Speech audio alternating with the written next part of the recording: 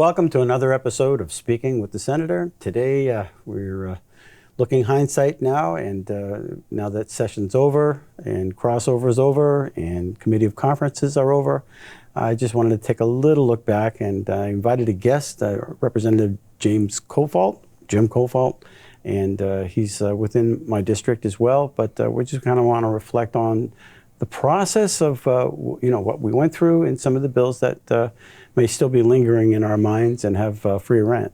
So with that, Representative Kofalt, thanks for coming on the show.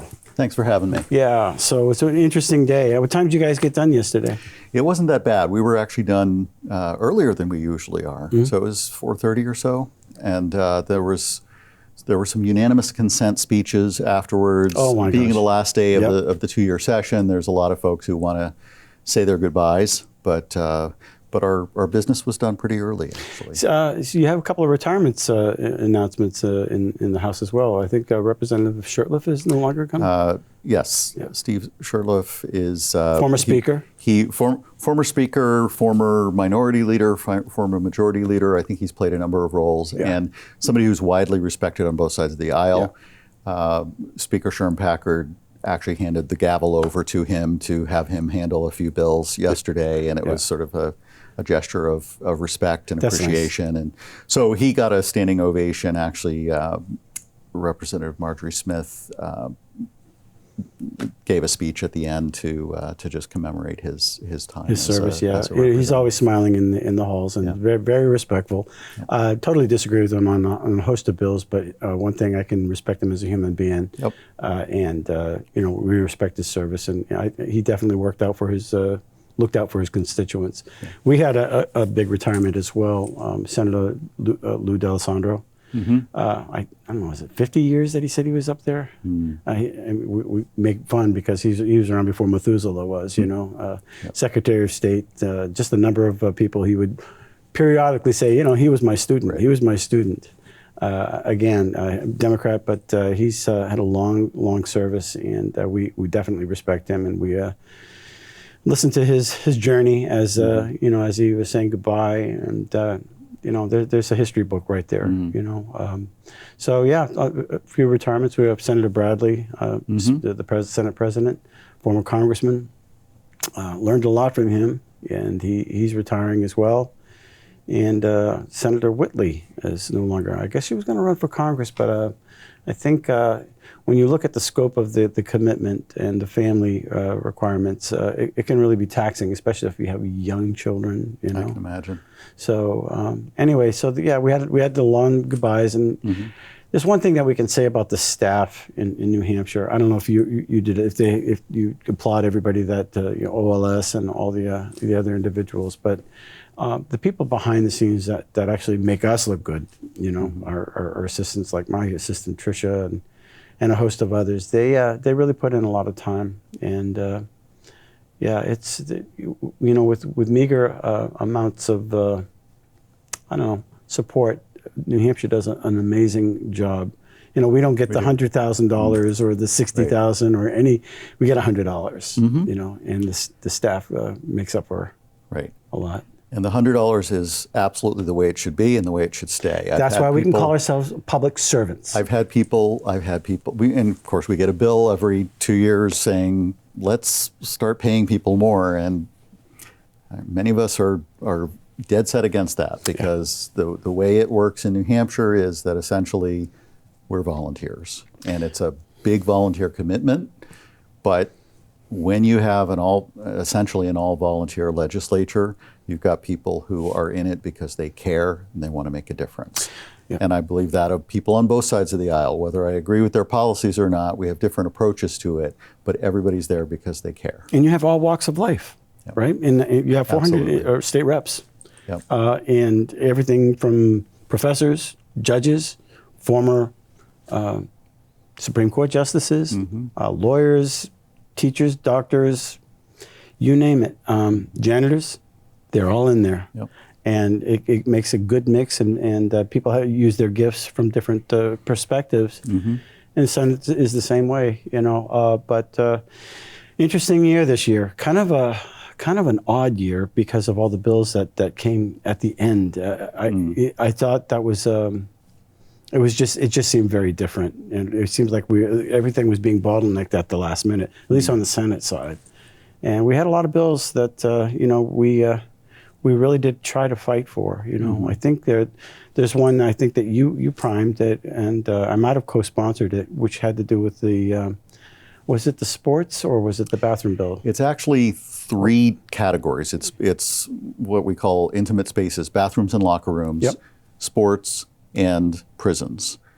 That's House Bill 396. You are a co-sponsor on it, and I know you have also sponsored similar legislation aimed at protecting women and girls.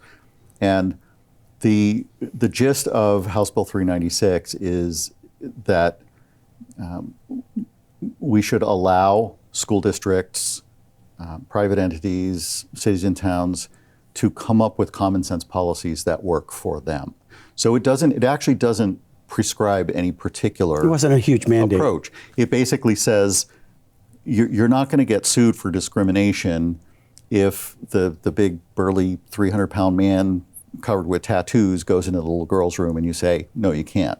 It allows school districts in particular, and I think I see things through that lens because I served on my school board for a couple of years. It allows school districts, for example, to say we're going to designate that the girls' room is for girls, biological girls. The boys' room is for biological boys, and anyone, biological male or female, can use the single-use bathroom. And that would be one approach that a school district could take. And that drew so much fire. It's actually right now it's headed to the governor, and it is awaiting the governor's signature. I think he is concerned that it would be rolling back some of the protections that he was instrumental in putting in place in 2018. While I understand that and I appreciate it, at the same time, we've got the former Supreme Court Chief Justice, Bob Lynn, has said this is constitutionally sound. It makes good sense. It's a well-crafted bill. I call this the "can't we all get along" bill. Yeah. Because what I've seen in where our district overlaps, New Ipswich, we've had an incident where there was a young man going in the girls' locker room. This was a young man who is gender fluid, so sometimes identified as a male, sometimes as a female, made the girls feel very, very uncomfortable. He also has he's had a girlfriend and identifies at times as a lesbian. So this is uncharted territory for our society. It's, we need to find a way that we can get along, that we can respect people. But respect has to be a two-way street. Right. And so that's what this bill is trying to do. That is correct. And to give another example, in athletic competitions, there's been a couple of bills, including one that you sponsored, and I think I co-sponsored that one. Thank you. Which would have designated the girls play on the girls' team and the boys play on the boys' teams. House Bill 396 does something similar, but again, it offers that local control. It says, right, if you want for, let's say, middle school intramural sports that you can play according to your gender identity, the school district can decide to do that. And what does intramural mean? It's just recreational. Honestly. It's not, I would call it sort of, there's low stakes or no stakes, as opposed to, it's recreational, as opposed to, let's say, a junior or a senior in high school who's competing for a state championship, who's competing for athletic scholarships. Right. That's very meaningful for young women, and for them to be defeated over and over again by a biological male who has clear advantages in speed and strength is simply, it's not very caring or respectful towards women. I think women have come a long way in getting sort of rights and recognition. It wasn't this way 50 years ago. 20 years ago. And there's been a lot of progress, and all of a sudden I think a lot of that is being marginalized. Can I ask you a question? How can one distinguish between somebody who is suffering from a gender dysphoria and who's legitimately trans, if you can figure that out? Well, this is one of the this is one of the challenges with the current law, because the current law defines a transgender person as somebody who consistently lives as a member of their chosen gender. Mm-hmm. So what does that mean about someone who's gender fluid? Do they not fall into that category? I don't think they do. I want to be respectful of that person too. Mm-hmm. The problem is that, and arguably the law as it stands today could easily be interpreted to say a distinction based on biological sex is allowed. The problem is that there's some ambiguity there. You have activist groups who come into a school district from outside, threaten lawsuits, Right. basically say, if you don't allow this person to use the restroom of their choice, you're going to face tens of thousands of dollars in legal fees and potential damages at the end of that. And that's bullying, and that's intimidation, and that's uncalled for, and that's, you draw the line there. Right. And there was a protest. I actually videoed it because they were singing in the hall. I actually thought it was kind of cool. It was it had a neat rhythm, and I walked through this long gauntlet on the second floor. It started from the elevator, went around the corner, all the way to the Secretary of State's office. So that's there were a few hundred people there. Mm-hmm. And they were chanting and while the governor was in session, and you basically trying to intimidate. Well, that's one thing. They have a right to speak out. I mean, they had the bullhorn outside and on and on. And there was a particular person who works there full time. She went into the bathroom, and of course, there was an individual in the bathroom that had a lot of facial hair, looked pretty much like a man, and she felt very, very threatened by that. So she had to go to a different place where that wasn't happening, and she pointed that out to me, and I thought that's just not right, and the intimidation, the bullying. We're not doing that to you. Mm-hmm. We're not doing that as a legislature. We're not trying to force something on you. All we're saying is respect these people for their opinion if you want them to respect you for your opinion. Right. And I think so, and I've heard stories, I know you've also heard stories of young women. So you're describing an adult who works in the State House. In the State House. We've both heard stories of 12-year-old girls who've been subjected to a 14, 15, 16-year-old boy coming in the locker room. And according to these young girls, they were taunted, they were made fun of while they're getting changed for gym. This is just not right. There's got to be some rational common sense constraints, but the problem is that school boards and school administrators are caught in the crossfire. Yeah, they're afraid to speak up. They're afraid to do anything. Get sued. And I understand why. Lawfare is a pretty popular word in the headlines these days. To be. That's what they're doing, is they're coming in and they're saying, if you don't do what we tell you to do, you're going to get sued. It's going to cost you big time. And for school administrators, it's also going to be a bad mark on their career. So this is just saying, let's return to common sense and offer some flexibility. And again, this is crafted in a way that does pass constitutional muster and will stand up to challenges in the courts. It's not anti-LGBTQ, whatever. It's not that at all. Right. It's saying, let's get some guardrails for everybody, and let's abide by that so that we can govern and we can live in a peaceful manner. But there was just so much vitriol going about and misinformation, and we're not attacking anybody. We're just saying we want some guidelines so it respects everybody. But if you can't go along with that, where do we stand as a state? Right, and unfortunately, the tactics that you have alluded to are all too common. So yesterday we had a House session, and an activist who disagrees with our position on House Bill 396 and others was just started to throw handfuls of flyers off of the balcony in the gallery into the House floor. So she was promptly escorted out. But It's these crowds of people standing outside the governor's office yelling, shame, shame, shame. What about the 50-year-old man that goes into the bathroom when the 4th and 5th graders, girls go in there? And can we do anything about that? Mm-hmm. How do we protect them? How do we know that, he's not suffering from a mental illness that needs to be addressed? Right. We don't know. Right. I also I frequently hear concerns that, this is going to prevent trans people from using the bathroom of their choice. The reality is we've seen over and over again in the news people who make no pretense of living their lives as a member of the opposite gender, none at all. And yet they use this as an entree into intimate spaces where they have no place. Right. So, I understand the governor's reasons for being hesitant about this.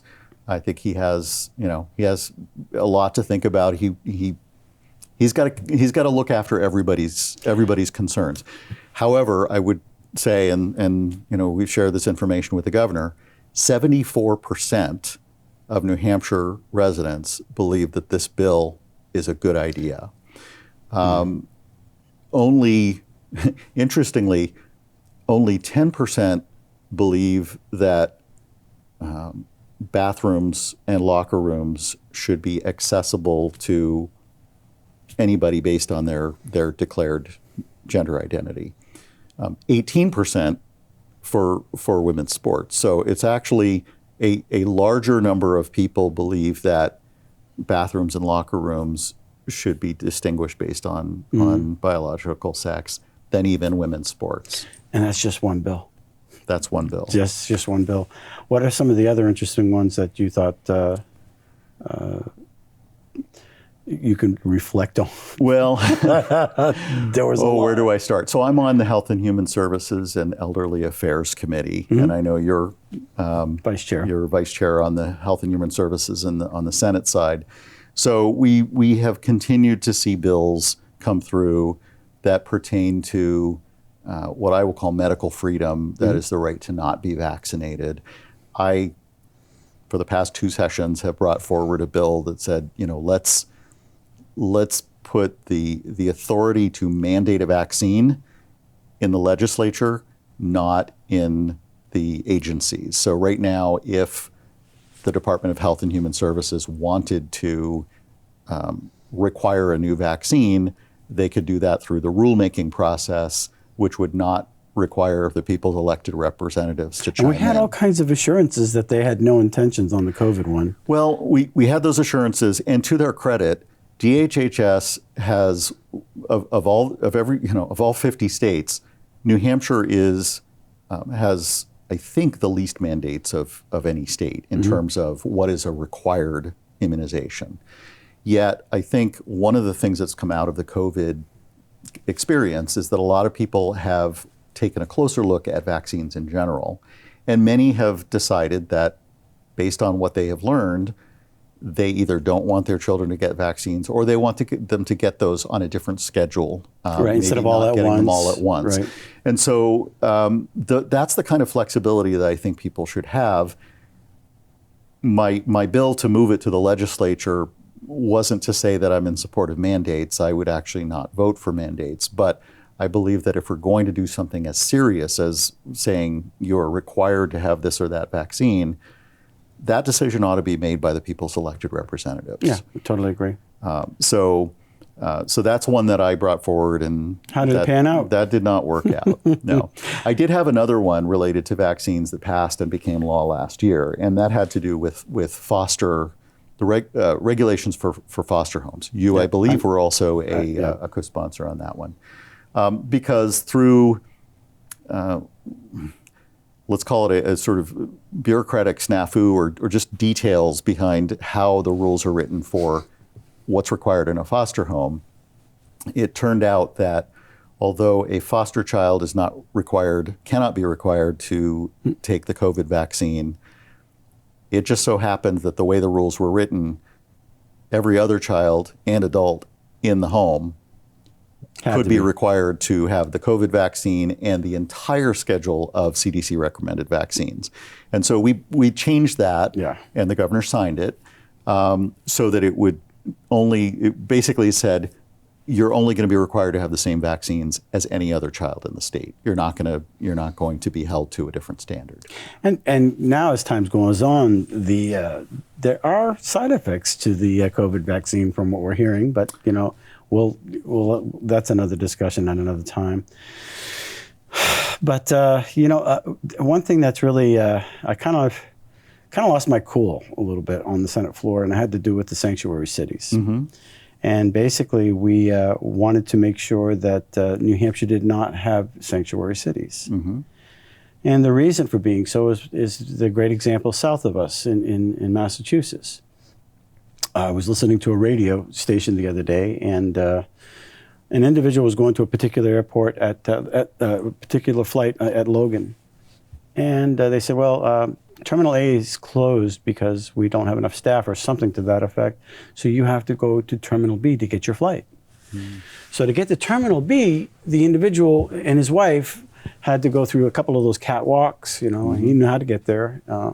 And as he's going through the terminal, he's just seeing all these young men just standing there on the side, just kind of, it didn't look right, and they're young men just kind of hanging out.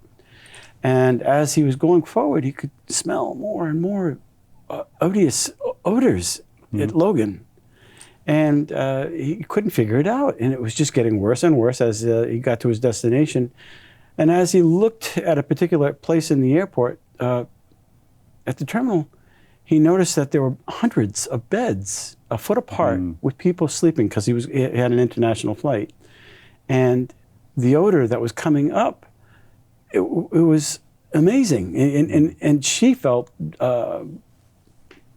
not frightened, but just really out of place. This doesn't feel right, and so that being said, that's because they didn't have enough room in Boston or in the sanctuary cities. Now they're in the airports. What are you going to do with these people? Yeah, I mean, I think the people are not willing or not interested in drawing a distinction between